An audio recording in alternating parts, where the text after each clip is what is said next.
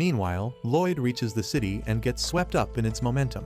He spends the small amount of money he has on food and wonders how can he earn more, when a recruitment notice for an adventuring party hits his face.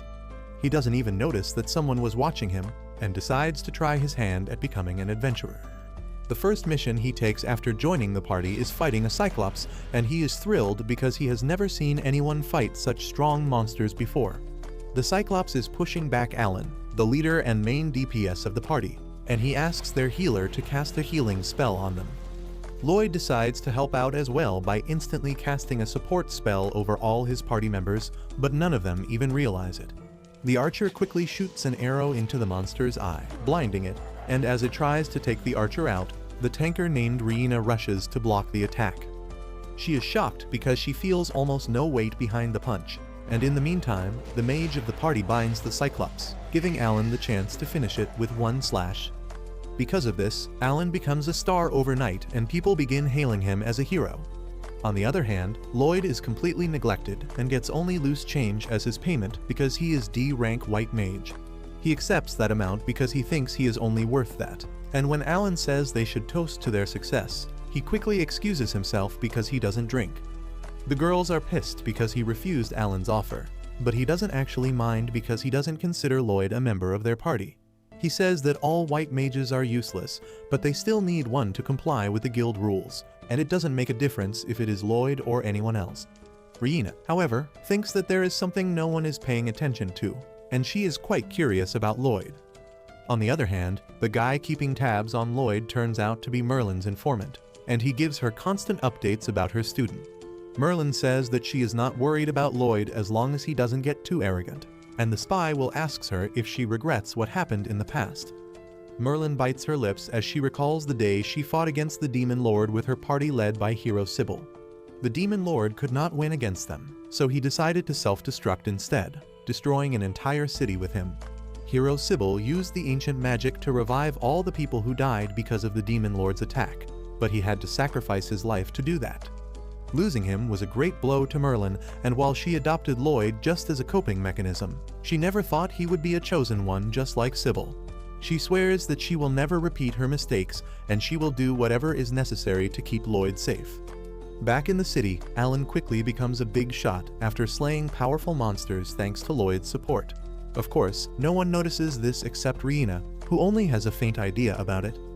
One night, Alan receives a request from the soldiers to defeat some golems that are killing their troops near a patrol point. Alan quickly takes up the offer, thinking that it will be quite easy. He takes his party to the patrol point, and Lloyd uses his magic search to find that they need to enter the waterfall to fight the golems.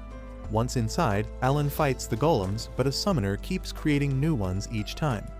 Lloyd realizes that the summoner is using a magic stone to create new golems, and he quickly buffs the archer, telling her to shoot the summoner.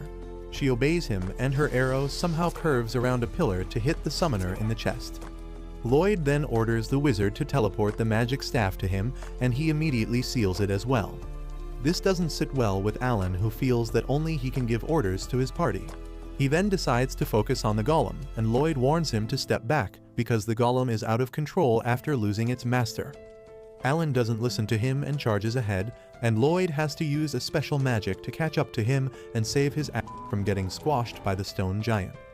Alan gets angry at him, and just then the golem powers down, giving him the chance to destroy it. Once the mission is over, Alan immediately fires Lloyd, saying that he is useless and always hides at the back. Lloyd, who has been gaslighted all this time into believing that he has skill issues, accepts the decision without fighting back. He tries searching for another party to join, but there are no vacancies and he feels disappointed. Luckily, a girl is looking for a free white mage urgently, but the receptionist tells her that it will be hard to find someone who can meet her conditions. With no other options left, the receptionist points at Lloyd, and as soon as the pink-haired bitch confirms that he is an unemployed white mage, she drags him along with her. Turns out that the pink-haired girl Yui is a member of an S-rank adventure party, and they recently went out to hunt some bandits. Their teamwork and superior strength allowed them to easily defeat the bandits, and they cornered the boss too, telling him to surrender. However, the boss decided to pull out his secret move and summoned a giant stone golem to fight against them. Yui's party realized that it was resistant to magic and weak physical attacks wouldn't do much against it either. so she decided to face it herself, being the strongest damage dealer of her party. She dashed towards the golem and striked it with her full power, but she could only leave a scratch on the golem's body. She had to back away and dodge the golem's attack, and then she asked their party's white mage to buff her up. The white mage seemed to be lost in her thoughts, and it took her a second to process what Yui had just said. Luckily, she was able to cast a spell to increase her strength in time, allowing Yui to defeat the golem with her next attack. After they arrested all the bandits, Yui went to talk with the white mage Clum, who apologized for spacing out earlier because it could have cost Yui her life. Yui told her not to think too much about it, because she knew that Clum was dealing with some serious personal issues at the moment. She asked her about how everything was going at her home, and then Clum suddenly handed her resignation to Yui, because she needed to take a break to look after her sick sister. That leads us to the present moment, where Yui eagerly grabs Lloyd's hand and drags him to her base. Her party members take a moment to process that she found a white mage because they were sure that she would fail. Yui then introduces Lloyd to everyone, but she doesn't even know his name yet. After that, she introduces her party to him, which includes Dagas, the shield user, Cross, the archer, and Silica, the mage. Lastly, she introduces herself as the swordsman and the party leader, welcoming Lloyd to their party. Lloyd asks her when did he consent to joining the party, and Yui is taken aback because she didn't even realize that she never asked him the main question. Dagas and Silica understand that she eagerly dragged this stranger to the base without explaining everything, and they apologize to him for that.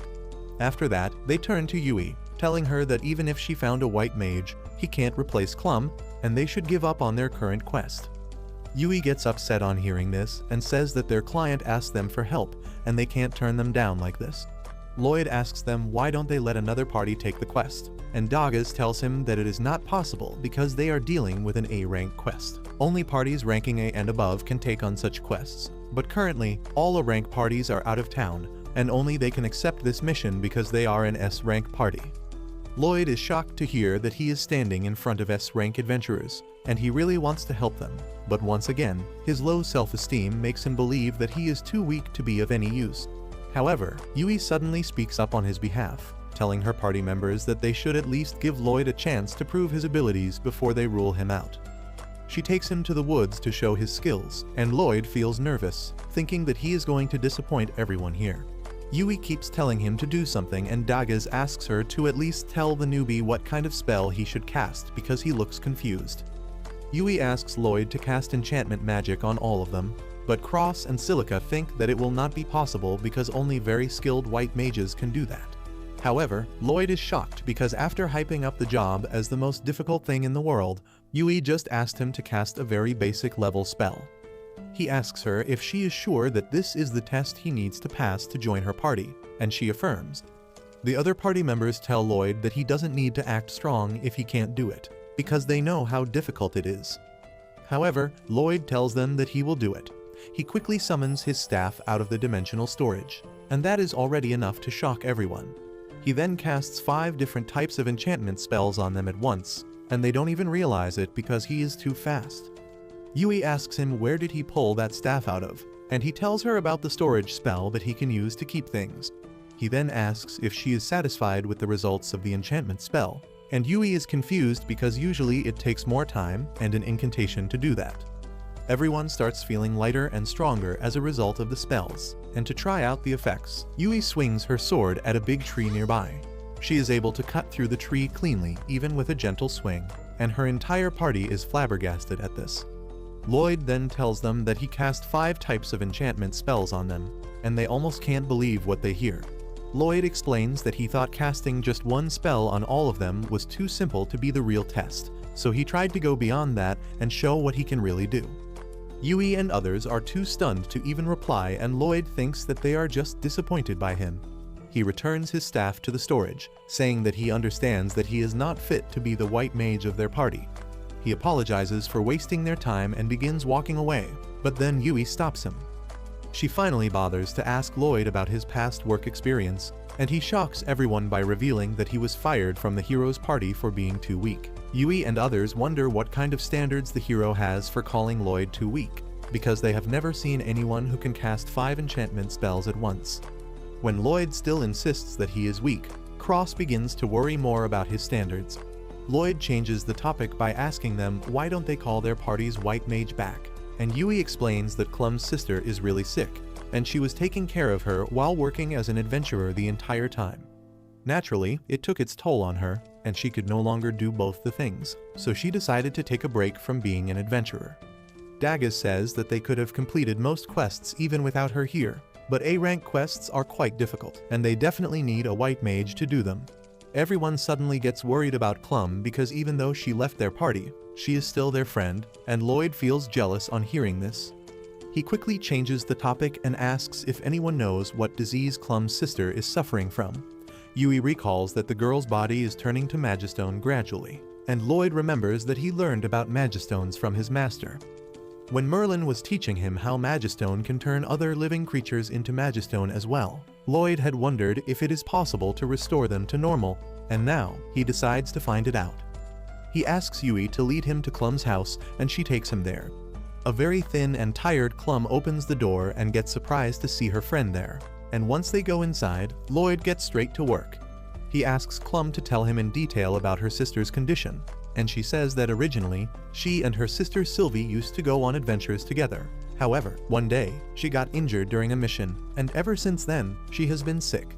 Lloyd asks her for the symptoms, and Clum decides to show him rather than explaining with words. Just as she opens the door to Sylvie's room, an intense malicious mana leaks out, and then Clum removes her sister's blanket, showing that her hands and legs have already turned to Magistone. She says that Sylvie's mana has gone berserk and her condition keeps worsening day by day. Clum fears that her sister doesn't have long to live, and then Lloyd asks her to let him help her. He says that he has a theory that can turn Sylvie back to normal if he is right, but Clum refuses to believe him because even the specialist healers she called to look at her sister said it was impossible to cure her condition. However, Lloyd explains that Sylvie might have been injured by a high-purity Magistone, which started turning her into a Magistone too. He asks Clum if Sylvie was injured in a place with high mana density, and she affirms, saying that they were on a mission to extract a Magistone out of a cave. Lloyd asks her to show him the entry wound, and when Clum reveals Sylvie's waist that has been turned into Magistone too, Lloyd is certain that this is where the problem started. Clum asks him how does he know all that, and he replies that he learned it from his master. Yui then asks Clum to trust Lloyd with this one, and she decides to give him one chance. Lloyd immediately casts a spell to absorb all the corrupted mana from Sylvie's body, but that is quite hard for him to handle as well. Anyway, he manages to pull through the first step, telling Clum that he needed to reduce Sylvie's mana to near zero, because otherwise there would be no point in healing her. He says that he will continue absorbing her mana while healing her, and casts another spell to start the healing. Clum realizes that it is not the usual healing spell, and Lloyd tells her that this is a more powerful version that is highly inefficient, but it also allows him to burn the mana he is absorbing from Sylvie. Clum is speechless on hearing this, and Yui asks her if Lloyd is doing something impressive. She replies that he is casting two self-made spells at the same time while enduring a tremendous amount of mana, both of which would be impossible for even the greatest white mages. Soon, Lloyd's method shows its results, turning back Sylvie's petrified body to normal. As a result, Sylvie regains consciousness, and Clum starts crying tears of joy on seeing this. Later, she tells Yui and Lloyd that once her sister recovers, they both will go on adventures together again, and she wants Lloyd to support her party in her place. He tells her that he is not qualified enough for that, but that statement goes above Clum's head, and she asks him to do what his heart says. After that, Yui and others throw a party to celebrate Sylvie's recovery, and they thank Lloyd, who still thinks that he is not worthy of it. However, he sees how well everyone treats him here even though they just met, and he nervously asks them to let him join their party even though he lacks strength. Everyone is pleasantly surprised by his change of mind, and they gladly welcome him to their party.